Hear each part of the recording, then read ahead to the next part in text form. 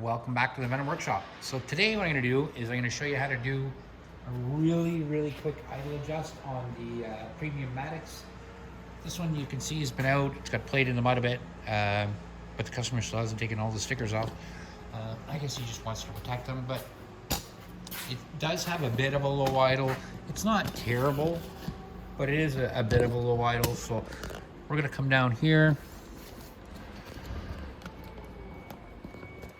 on the right side.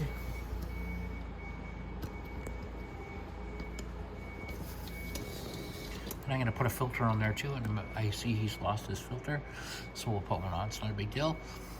And right here is the idle screw. So what we're going to do here is we're going to start it up. I'm going to get the light so you can see that idle screw a little better.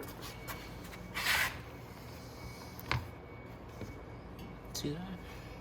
So it's that gold screw right there. So what we're going to do is we're going to go ahead and we're just going to start the ATV.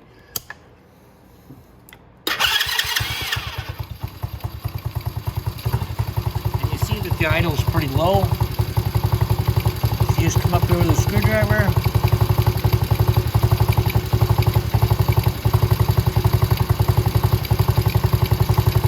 And then just turn it to the right. And you'll notice as you turn it clockwise, the ATV RPM will start to go up.